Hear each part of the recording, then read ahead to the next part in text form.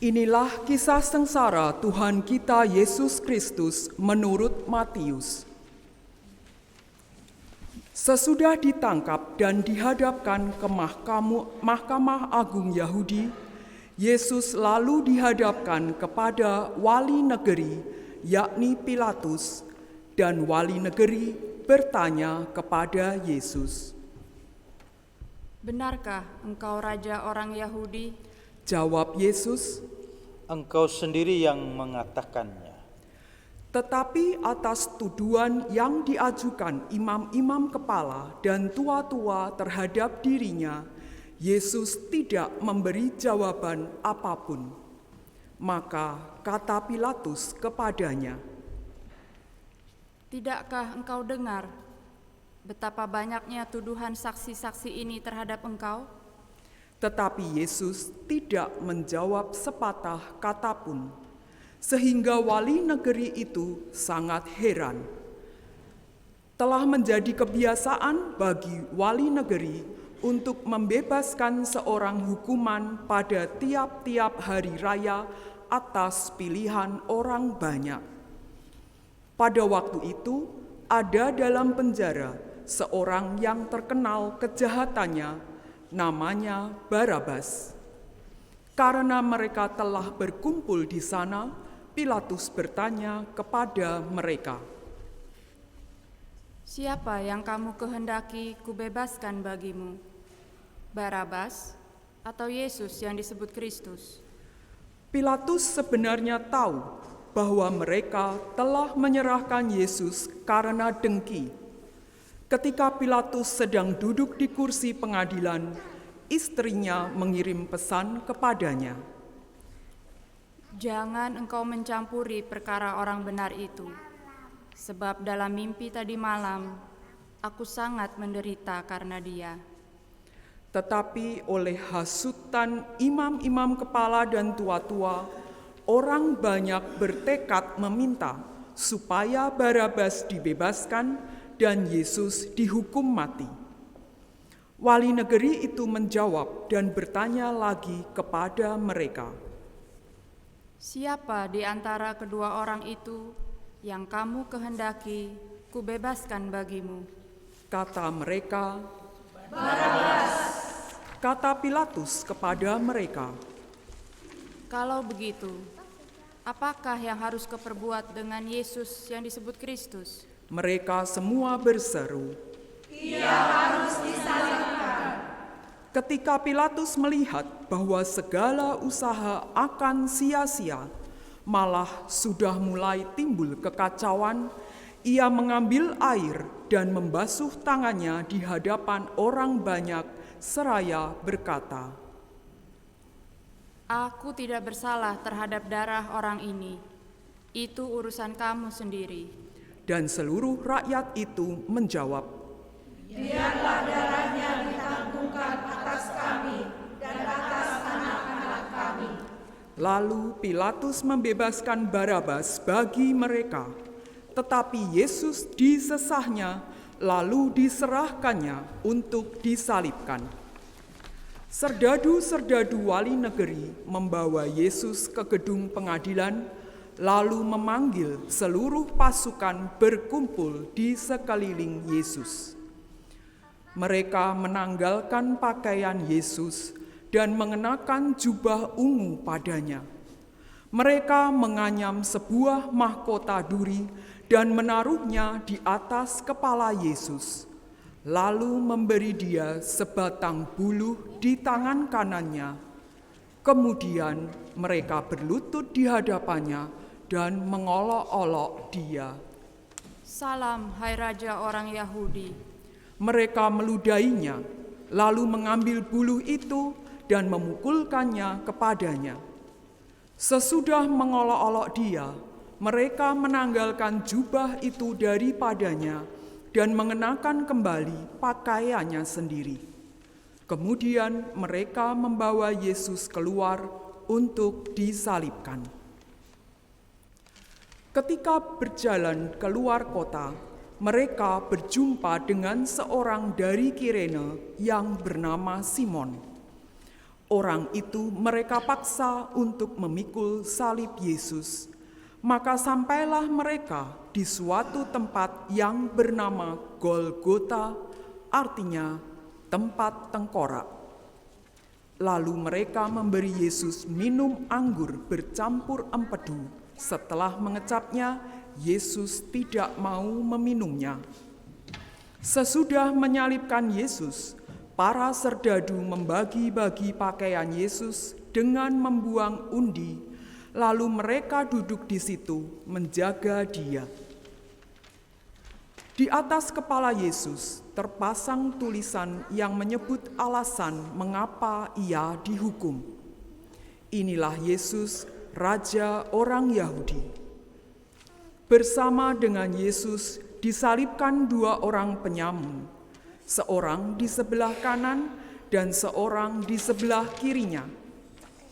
Orang-orang di sana yang lewat menghujat Yesus dan sambil menggelengkan kepala, mereka berkata, Hai engkau yang mau merobohkan bait suci dan mau membangunnya kembali dalam 3 hari, selamatkanlah dirimu. Jikalau engkau anak Allah, turunlah dari salib. Demikian juga imam-imam kepala bersama ahli Taurat dan tua-tua mengolok-olok Yesus dan mereka berkata, Orang lain ia selamatkan, tetapi dirinya sendiri tidak dapat ia selamatkan. Jika Dia Raja Israel, baiklah ia turun dari salib dan kami akan percaya kepadanya. Ia menaruh harapannya pada Allah, biarlah Allah menyelamatkan dia, jikalau Allah berkenan kepadanya. Karena ia telah berkata, Aku adalah anak Allah. Bahkan penyamun-penyamun yang disalibkan bersama Yesus mencelanya demikian juga. Mulai dari jam 12, kegelapan meliputi seluruh daerah itu sampai jam 3. Kira-kira jam 3, berserulah Yesus dengan suara nyaring, Eli, Eli, lama sabachthani. artinya, Allahku, Allahku, mengapa engkau meninggalkan aku? mendengar itu, beberapa orang yang berdiri di situ berkata, Ia memanggil Elia. dan segera mendekatlah seorang dari mereka. Ia mengambil bunga karang, mencelupkannya ke dalam anggur asam, lalu mencucukkannya pada sebatang buluh dan memberi Yesus minum. Tetapi orang-orang lain berkata, Jangan, baiklah kita lihat, apakah Elia datang untuk menyelamatkan dia? Yesus berseru pula dengan suara nyaring, lalu menyerahkan nyawanya.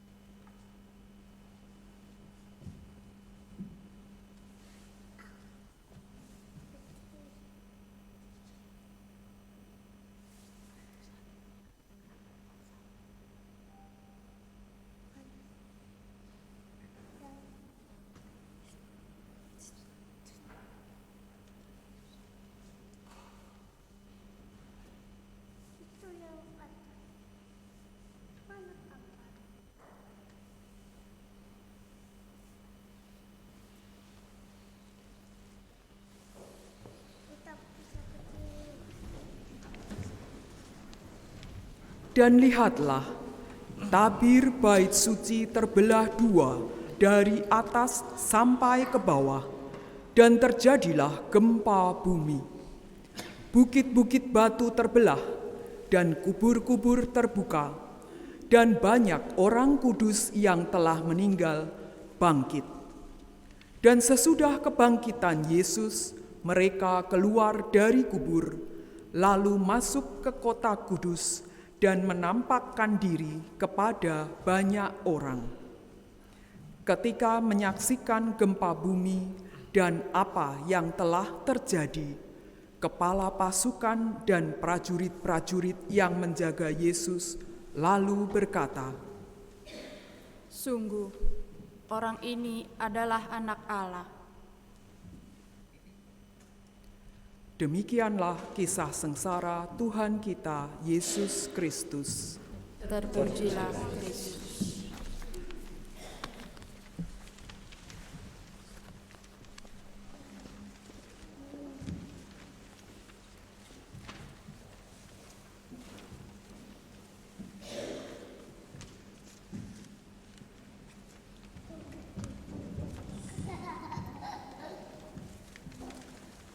Saudara-saudariku yang terkasih, barusan kita mendengar kisah sengsara Yesus Kristus yang ditulis oleh Matius.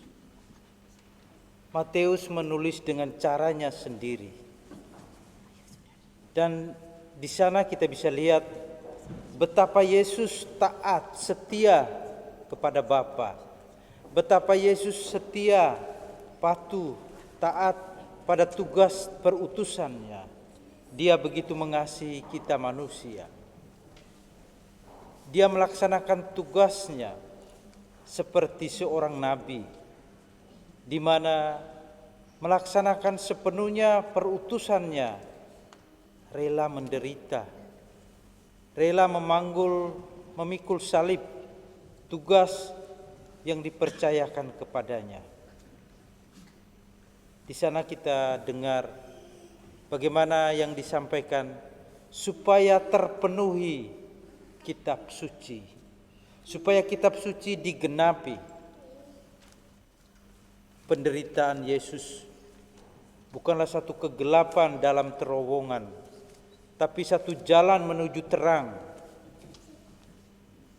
Dia rela menerima, dan dengan hati Dia dengan tabah memikul semuanya demi keselamatan kita.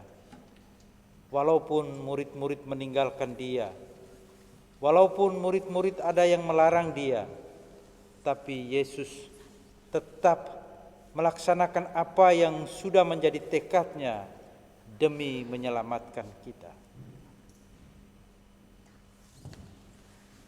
Zojuist hebben we gehoord over de lijdensverhaal van Matthäus. En Matthäus schreef op zijn eigen manier. En dat gaat om Jezus' trouw aan zijn Vader. Zijn trouw aan zijn mensen. Trouw aan zijn roeping. Een trouw in de lijn van de profeten. Die lijden aan hun opdracht. Die hun kruis dragen. Vandaar dan ook dat er steeds wordt gezegd, opdat de schriften worden vervuld. Het lijden van Jezus is geen donkere tunnel, maar een weg naar het licht. Hij gaat ons voor als de rechtvaardige die doet wat hij moet doen. Het tekortschieten van de leerlingen wordt pijnlijk duidelijk, maar blokkeert de Messias niet op zijn weg naar de verheerlijking die onze redding betekent. Kalau kita dengarkan kisah perjalanannya memasuki kota Yerusalem dan kisah penderitaan, kisah sengsara, apa kira-kira pesan untuk kita? Als wij vandaag het verhaal van de intocht van Jezus naar Jeruzalem en het lijdensverhaal van Jezus horen of lezen, hoe kijken we er naartoe? En wat is de boodschap voor ieder van ons? Kita orang-orang Kristen, kita pengikut Kristus, kita diminta bukan untuk melihat kayu salib, bukan untuk melihat materi, paku, hammer dan segala macam yang digunakan untuk menyalibkan Yesus. Mahkota duri, cemeti, bukan itu. Tapi kita diminta untuk memandang Dia, Yesus yang tersalib. Karena dari atas salib, Dia menyelamatkan kita. Dari atas salib, Dia menyerahkan hidupnya. Itulah bukti cintanya yang sehabis-habisnya untuk kita. Wij, christenen, worden niet uitgenodigd om te kijken naar het kruishout zelf. Maar wij worden wel uitgenodigd om te kijken naar de man op het kruis, Jezus, die te midden van het lijden zijn zichzelf gevende liefde toont tot het uiterste toe. Ook in het hevigste pijn en de vastgespijkerde machteloosheid denkt Jezus immers niet aan zichzelf, maar aan anderen. Dia tidak mengutamakan dirinya, tapi mengutamakan orang lain, kita sekalian. Laten we opkijken naar wat Jezus de liefde doet. Hoe hij zichzelf totaal vergeet en wegschenkt. Zelf in die mens, in die meest weerloze situatie. En op het moment van de crisis ging, wordt die liefde van de mensenzoon omhoog geheven. Kita dengar dalam bacaan kedua tadi apa yang disampaikan oleh Paulus. Dia yang sama seperti Allah tidak membanggakan dirinya, tapi rela menerima semuanya itu, menghampakan dirinya sebagai seorang hamba demi keselamatan kita. Maka Allah sungguh berkenan kepadanya. In de tweede lezing van vandaag zegt Paulus dat Jezus zich vernederd heeft door gehoorzaam te worden tot de dood aan het kruis. En dat God hem daarom hoog verheven heeft. Laten we bidden dat de hoogverheven Jezus allen wil zegenen en bijstaan die willen leven naar zijn woorden en zijn daden. Mari kita berdoa agar Yesus yang telah merendahkan diri hingga wafat di salib juga memberkati kita sekalian, menguatkan kita agar kita tetap mengakui Dia sebagai Tuhan dan Juru Selamat kita. Amin.